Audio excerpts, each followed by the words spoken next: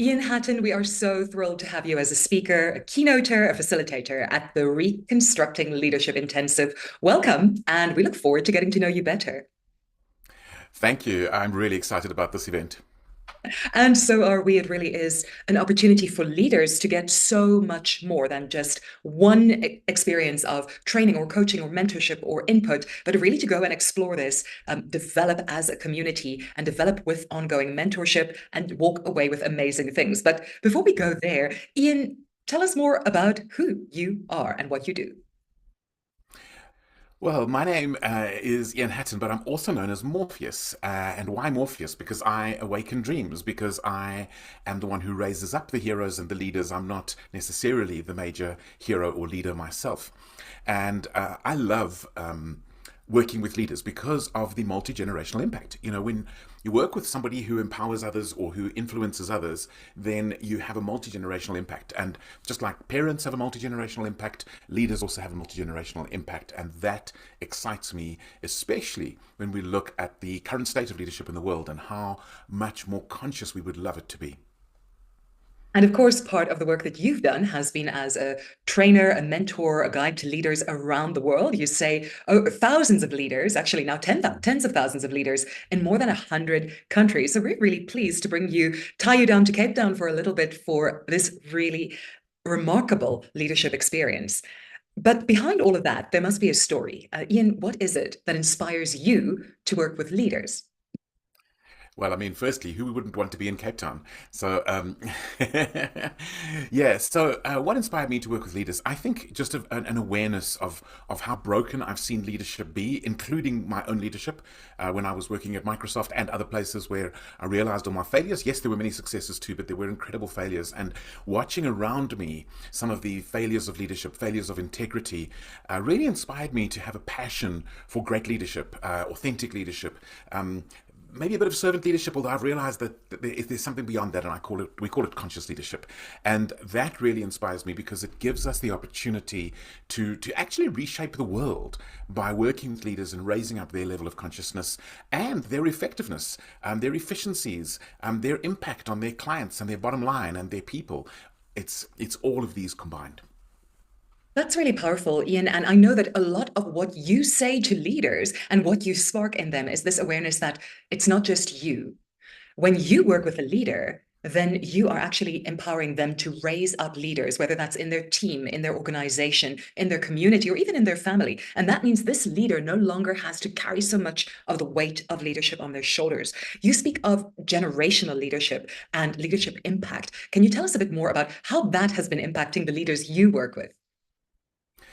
Yeah, I mean, it comes from so many different perspectives. The stories I hear of teams that are transformed, where you've got a leader of leaders, where their leadership team is who reports to them directly, and then there's more people beyond that. And when I hear about those teams being transformed, because very few leadership teams actually function properly as teams. In fact, high performance leadership teams is sort of less than 10% reach that place. So, but that's wonderful in the workplace. But I hear just as many stories of leaders who become better leaders who tell us about how it changed their parenting, it changed their marriage. And one specific example of somebody that I worked with a few years ago was literally her husband and children just said, who are you? What have you done with the old one? And can we keep this new one, please? Just basically kind of going into how so many issues had been dealt with that they were able to bring their genius, their uniqueness, their beauty to every person that they touch.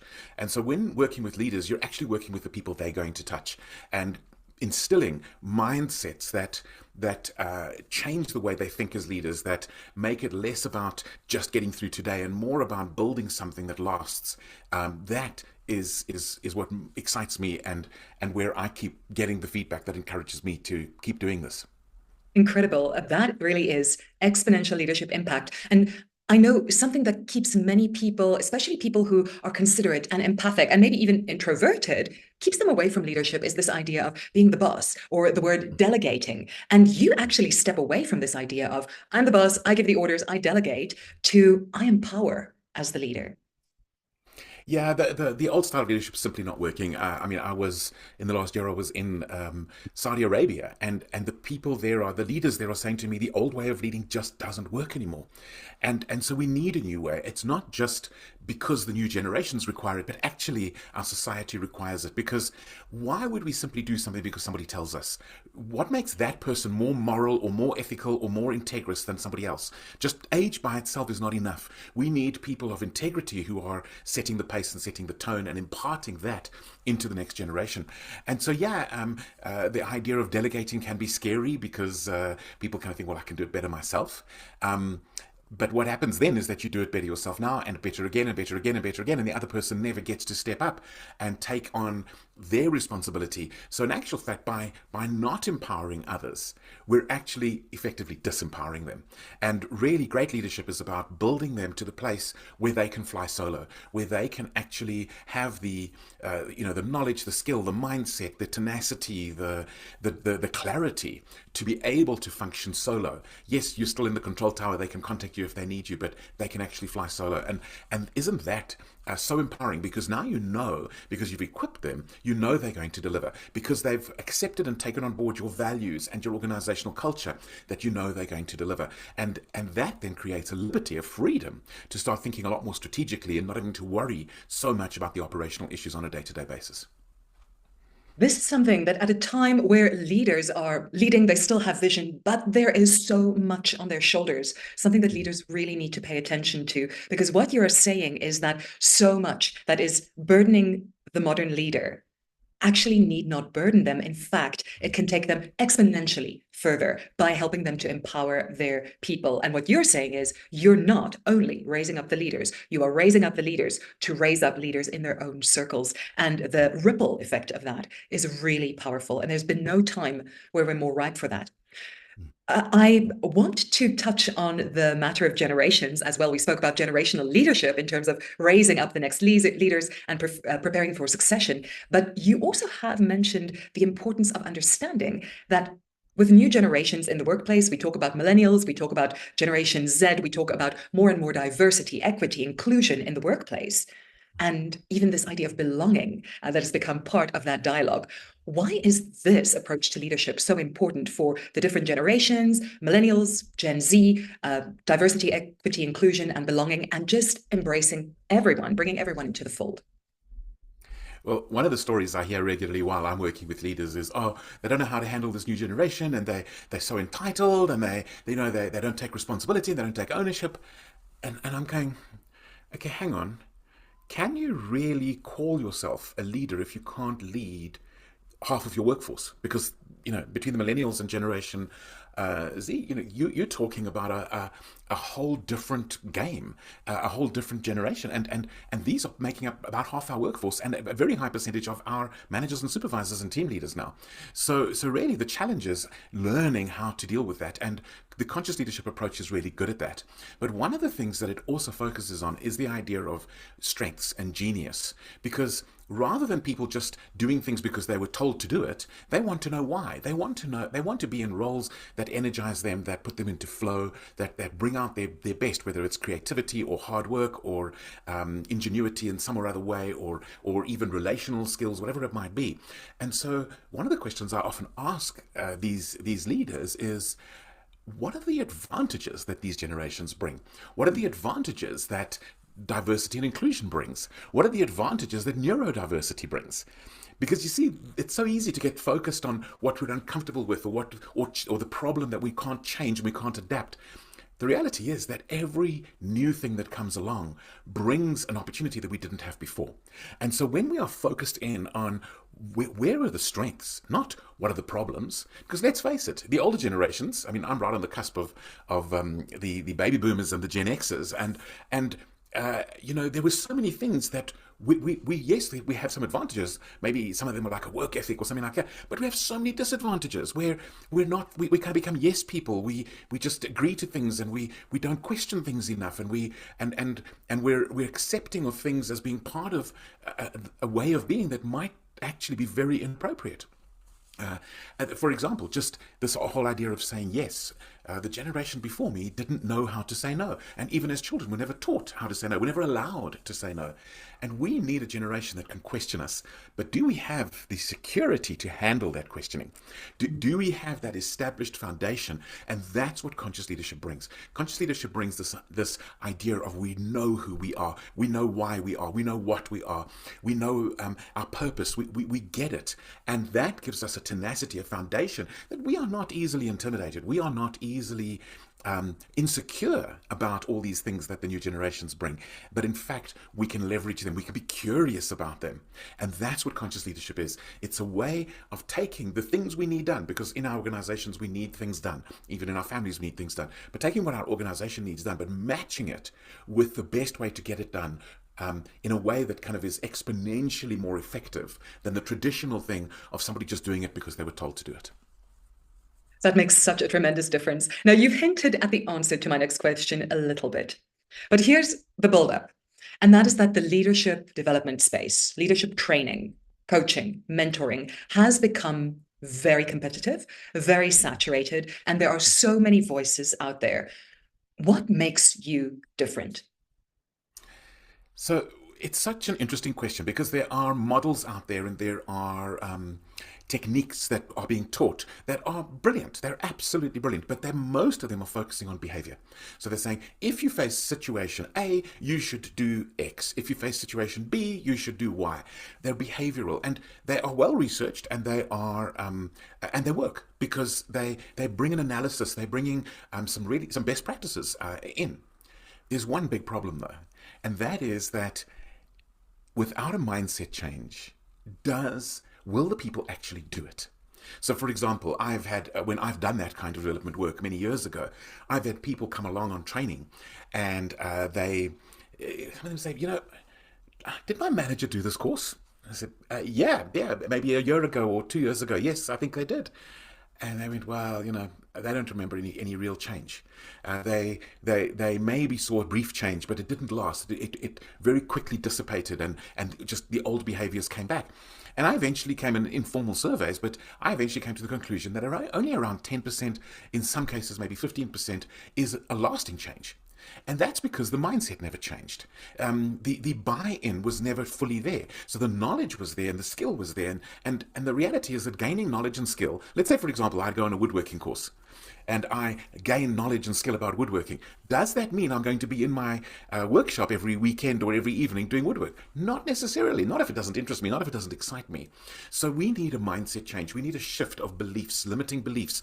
We need a shift out of our old cultural. So I mentioned one earlier on, this mindset that they only see disadvantages in newer generations.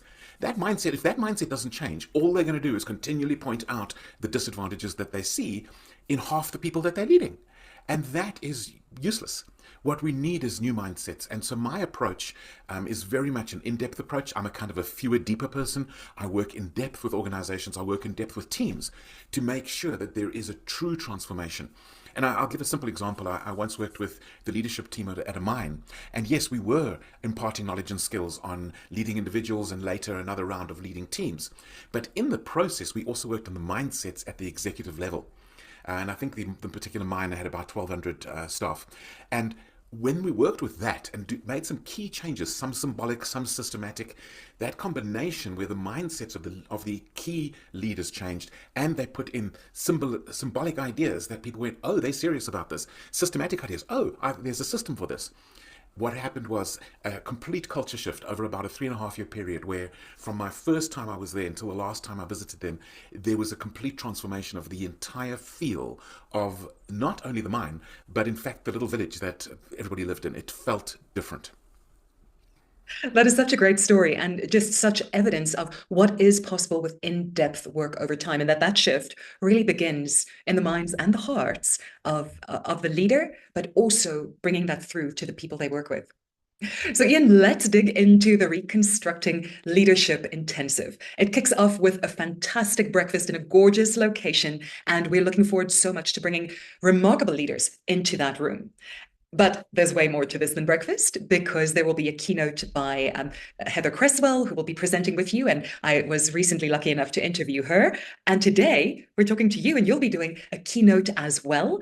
And there's more to come. So, would you like to give us a sneak preview of what you'll be talking about? And I think part of the clue is up there in your corner with your book.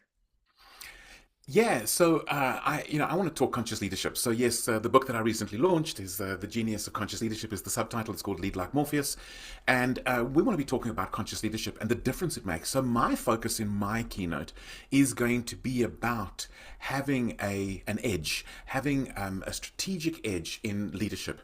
So for that reason, I'm going to unpack a little bit some of the economic advantages of conscious leadership, some of the engagement advantages, how it's good for our people, how it's good for our communities, how it's good for our clients, how it's good for our bottom line, our profitability, our whatever it is our organization is about. So I'm going to be unpacking quite a few examples of that. I'm also going to be talking about the problem of unconscious leadership and how many of us are trapped in one of two ways or something in between, and we can't see a third way. And I'm going to talk about that, and then I'm going to unpack the third way. What is the third way actually about, and how does it help us to address the issues of these two ways by creating something different to address those issues? So that's really where my keynote is going, and my favorite part of every keynote is the Q&A that Heather and I will be handling afterwards. Very exciting. And that Q&A and interactive discussion is really a great place to go and unpack and dive deeper into all of these questions that leaders have, which is a great reason to be in the room because we don't always have the opportunity to speak to absolute masters like you and Heather, and having the two of you together as well, together with that room full of leaders, is really going to be dynamite. And then, Ian, there's something else that people are taking along, and that is, of course, a copy of your book, Lead Like Morpheus. How does having the book in your hands, because this is going to be the limited collector's edition, that people will get the full color version, a beautiful, dense, gorgeous book to take back with them for deepening their leadership work. What can they expect from the interaction between your keynote and then taking it further with a book? So this is my first book, and that in itself is quite fascinating. And there will be follow-on books that are going to delve into other areas of conscious leadership. But at this stage, this is the foundation. This is absolutely the foundation. And so people get an opportunity with the book. It's the kind of thing you could keep on your desk. You can keep referring back to it because it's written in three parts that deal with three different parts of leading consciously. And each part has three chapters. Each one is very specific to certain things and scenarios. In fact, some of the scenarios I spoke of earlier on of building a sustained growth around people's genius and that kind of thing is one of the things we deal with. So what it really does is it focuses in on primarily on two facets of leadership. The first one is self-leadership, because one of the things about conscious leadership is it starts with self. Because how can we draw out someone else's genius if we're in denial about our own? How can we build a strengths-based organization which can be exponentially more powerful than a weakness-focused organization when we still believe that everything is about fixing our weaknesses? And so there's a whole mindset around that. And this book deals with all three parts, all 9 chapters deal with a self-leadership component of me investing in myself, which will pay off and make me a better leader of my people. The other thing that we deal with in this book is the leading others. And so the whole idea of finding out somebody's genius and then building onto that so that they know where they're going, what they need to deliver, absolute clarity, how they can deliver that with the maximum impact and be released. So each of the facets what we deal with for ourselves, we also go through in terms of leading and influencing others and growing our people. And so this is the foundation of conscious leadership, applying it to ourselves and then allowing that to overflow and influence how we apply it to others.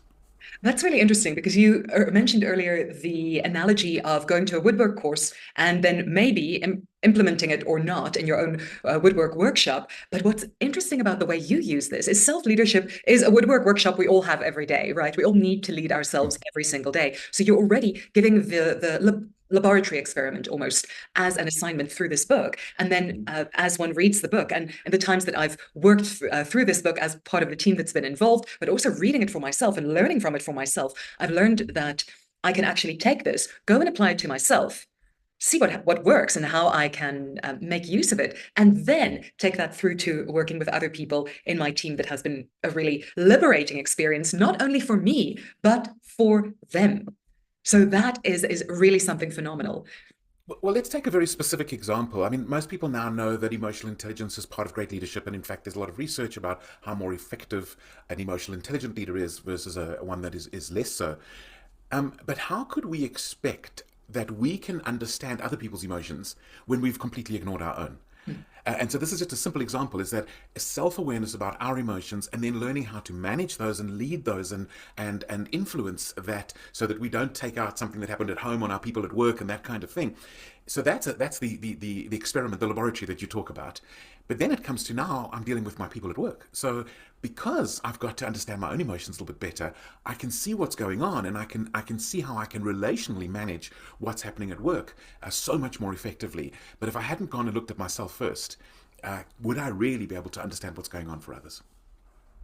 What an insight. And that makes it so practical. And I love the way that your principles are really hands-on, practical, simple things that any leader can take into their day, into their work life without having to memorize a manual. It really is a matter of explore the principle, go and apply it on yourself, and then it's easy to take further. And I love to see the ripple effect that it's having on people already.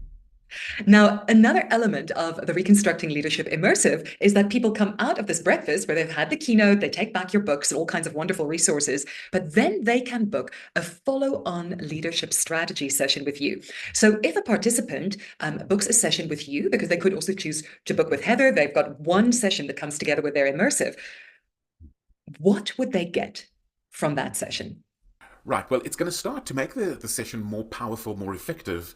It's going to start with an assessment. And so they do the assessment before the session. It's called the EGG3 Leadership Assessment. It's developed by my team here at Like Morpheus.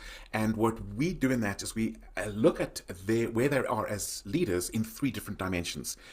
So we're going to be looking at that triangle I mentioned earlier on, where they are in that.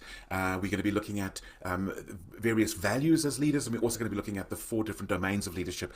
And so that will allow them to have a vivid picture of where they are at in their conscious leadership journey, where they are at as leaders at that point in time, which will then empower them to be able to strategize their path from where they're at to where they want to go.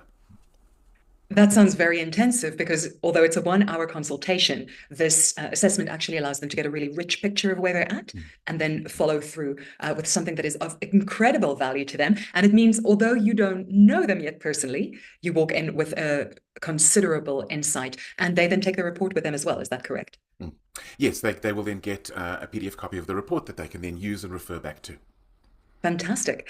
And then we have some platinum tickets. There are just 4 platinum tickets at this event, and they are very special because they include, in addition to a leadership strategy session, 4 extra hours of leadership coaching. Once again, those ticket holders can choose if they join Heather or they join you. And in my interview with Heather, we've looked into what she aims to accomplish and how participants can take advantage of those 4 leadership strategy sessions or that cycle of 4 sessions. For people who decide to join you, what would they be looking at? So it'll be based again around what happened in their EGG3 leadership assessment, because that's going to identify specific areas that they want to work on. And so it'll be customized for each person. What do they want? Where are they wanting to go? And what are the steps? Where are the mindsets that are holding them back? Where are the beliefs that are maybe holding them back? Where can we look at specific, tangible issues that they are facing as leaders at that point? Are they sort of stuck in a survivor mode? What are the steps we can do to counter that? Are they in a striver mode? What are the steps we can do? Are they struggling with a team and not being able to build a team? So it will be customized to exactly where they are going in their leadership, what their leadership needs are, and then what the egg shows them as to where the potential development areas are. And it will be systematically that we will work through those to get to a place where after the initial session plus the other 4, they actually walk away having significantly moved from where they were as leaders. In fact, I'll use a different word, significantly transformed from where they were into a whole new place, because that's the approach. The approach is, because we're dealing with mindsets, because we're dealing with beliefs, that we're looking at an actual transformation. Yes, we'll talk about specific techniques and tactics, but a lot of it is, what are the mindsets that need to shift to get to where they want to be with their businesses, with their leadership, with their influence. That sounds really impactful. And I love the way it builds around your strategy and also customizes to where each leader's needs are, because this means it's not an imposed program. It's really very much around what that leader needs in their next step. Very powerful. Ian, as we speak, there are exactly 12 tickets left to the Reconstructing Leadership Intensive and counting. So those tickets are running out fast. For people who are still wondering if it is the right thing to do to give 2 hours of one morning and a little bit of follow-up time to this intensive, what is your message? Well, I think for most of the people who are considering this, the cost of the ticket is not the big issue, it's the cost of the time. But think about this. The investment in self. I have a saying I use with conscious leaders, which is your number one job today is you. This investment of self is one of those multi generational things. It's one of those things that will continue to pay off over time. That the mindsets that'll be touched, the follow on session that they'll have with either Heather or myself, and beyond that is going to make the investment of the time totally worthwhile because of the impact of this way of thinking that will be multiplied not only by all of the people that they influence, but by even what those people then go and do. What an incredible insight. Ian Hatton, it is such a pleasure to talk to you about Reconstructing Leadership, the personal leadership development intensive that kicks off in Cape Town on the 11th of July, 2024. We look forward to more events in other locations, starting in Gauteng, online, and next to the world. But this, as a pioneering event, is one that we are really excited to have you on board with. Very, very thrilled to be working with Heather. And I can't wait to meet our incredible delegates on the 11th of July in Cape Town at the iconic Silo Hotel in their exquisite wisdom room for a breakfast that is so much more than just a breakfast. This is a breakfast that will make ripples around the world. Ian, thank you for being with us, and we'll see you there.